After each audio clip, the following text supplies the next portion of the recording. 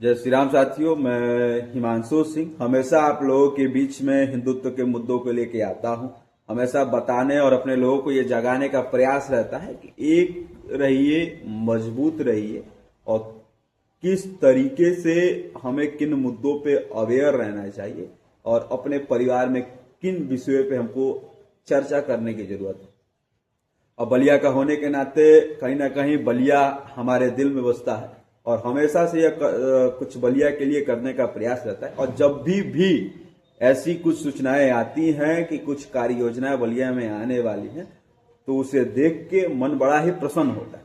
लेकिन पिछले कई दिनों से बलिया की जो राजनीतिक चर्चाएं चल रही हैं उनमें से लोगों पर आरोप प्रत्यारोप लगाए जा रहे हैं कि रसड़ा के विधायक ने क्या किया, बलिया के विधायक ने क्या किया, फेफना में क्या चल रहा है, कितने चेहरे आने वाले हैं, किसको टिकट मिलेगा, क्या मिलेगा, इन सारी चीजों पे चर्चा हो रही है। और बहुत ही हास्यात्मक बात यह है कि जब इस चीजों पे हम लोग कमेंट सेक्शन को पढ़ने की कोशिश करते हैं तो लोगों को यहाँ की जो समस्याएं हैं उस कमेंट सेक्शन में उसको नहीं दर्शा के यह दर्शाया जाता है कि विधायक जी जिंदाबाद, फलाना भैया जिंदाबाद, अपने अपने नेताओं के नाम का जयकारा उन कमेंट सेक्शन में लगाया जाता है।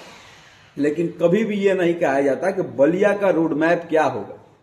कभी भी ऐसी एक मीटिंग नहीं देखी गई जिसमें से पक्ष या विपक्ष के नेता ऑन ए टेबल बैठ के यह डिस्कशन करे कि हम सभी विधानसभाओं के सभी गांवों को एक दूसरे से कैसे जोड़े, क्या रोड मैप होना चाहिए। अब बलिया की क्या यूएसपी है, जिस तरीके से यहाँ पे लोगों को उस यूएसपी को हम लोग को पकड़ के काम करने की जरूरत है और किस तरीके से यहाँ पे उद्योग लगा के जो यहाँ के किसान हैं, नौजवान हैं, उनको अपने बलिया में रोजगार दिया जाए।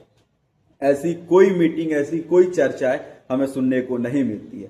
सुनने को क्या मिलता है, किसको कितना टेंडर मिला, किसके हस्तक्षेप पे क्या कार्य रुका, कौन कौन से चेहरे हैं और अलग अलग चीजों पे एक दूसरे पे आरोप और प्रत्यारोप लगाने की चर्चा दिन पे दिन हमारे सामने आती रहती है।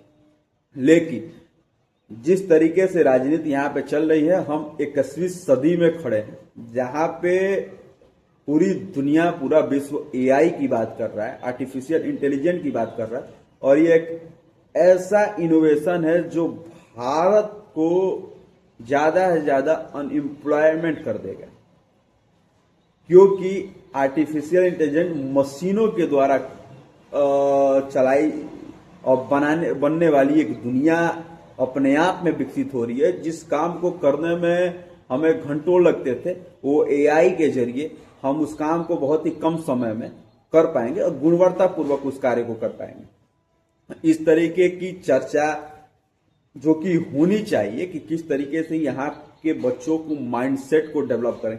ये सब कार्य योजना बनाने का कार्य काम किसका है?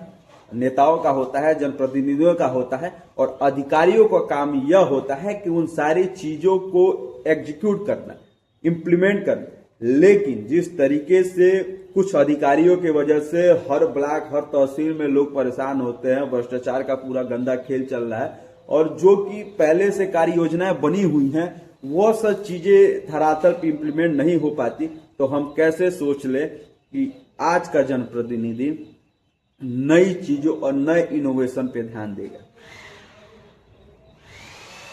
किस तरीके से हम ये समझ ले कि हमारा बलिया अच्छे नेताओं के हाथ में है जो कि आज के मॉडर्न चीजों से अवेयर। हम ये कैसे सोचें? भारतीय जनता पार्टी पूरे देश, पूरे प्रदेश में मजबूती से काम कर रही है और यह देखने को मिलता है। कहीं ना कहीं यहाँ के जनप्रतिनिधियों को इस पे सीख लेनी चाहिए कि किस तरीके से हर गांव को चौड़ीकरण करके एक दूसरे से जोड़ा जा रहा है, मिनी स्टेडियम का कॉन्सेप्ट लाया जा रहा है। लेकिन जो ये योजनाएं बन रही हैं, क्या यहाँ के जनप्रतिनिधि बस इतना नहीं कर सकते कि इन योजनाओं को जीरो टॉलरेंस की तरह धरातल पे इम्प्लीमेंट करें? बस इतनी सी है, छोटी सी बात है कि इन चीजों को बस धरातल पे, इन योजनाओं को इम्प्लीमेंट कर दिया जाए तो बलिया खुद पे खुद विकसित हो जाए। बलिया जो कि बिहार से जुड़ा हुआ है, गोरखपुर से जुड़ा हुआ है, गाजीपुर से जुड़ा हुआ है, मऊ से जुड़ा हुआ है। इन सारे जनपदों को ऐसा एक टूरिस्ट प्लेस यहाँ पे छोटा मोटा हम लोग विकसित कर सकते हैं। जैसे यहाँ के आसपास के लोग बलिया को देखने, बलिया को घूमने आए, बलिया की में ऐसी बहुत सारी चीज़ें हैं जिस पे काम किया जा सकता है। तो बलिया खुद पे खुद डेवलपमेंट होने लगेगा। बस हम लोग को सोचने की एक नए विजन देने की ज़रूरत है और एक साथ बैठने की ज़रूरत है।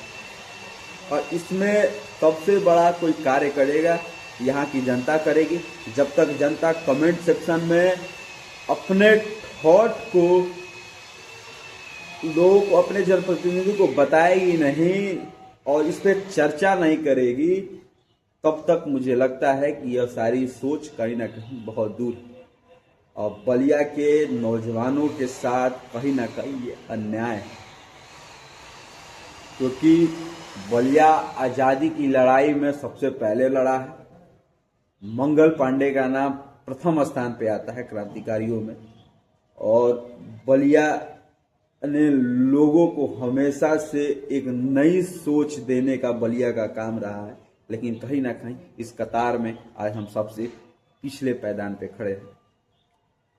और ऐसा क्यों हुआ, इस पे हमको विचारने की जरूरत है, चर्चा करने की जरूरत है। तो जगह बलिया और बलिया के जनप्रतिनिधियों से यही कहना चाहूंगा, आप बहुत बढ़िया काम कर रहे हैं, लेकिन थोड़ा सा आपको इस प्रोफेशन को गंभीरता पूर्वक लेके और एक दूसरे के मन में से द्वेष भावना लेके, क्योंकि जो भी जीते प्रत्याशी हैं कहीं ना कहीं जनता ने उन पे भरोसा किया है, चाहे जिस वजह से भी वो जीते, जिन प्रक्रिया के माध्यम से वो जीते, वो एक क्षेत्र के जनप्रतिनिधि हैं, उनका सम्मान होना चाहिए। और एक दूसरे से ऑन ए टेबल बैठ के डिस्कशन किया जाए कि एक दूसरे विधानसभा को कैसे जोड़ सकते हैं और कौन सी चीजें हम जब सातों विधायक एक टेबल पे बैठेंगे, अपने मुख्यमंत्री से मिलेंगे और ये कहेंगे कि ये चीज बलिया में देनी चाहिए, यहाँ पे ये जमीन उपलब्ध है, यहाँ पे ये चीज विकसित हो सकता है, तो मुझे यह पूरा विश्वास है कि मुख्यमंत्री जी भी इन बातों को गंभीरतापूर्वक लेंगे।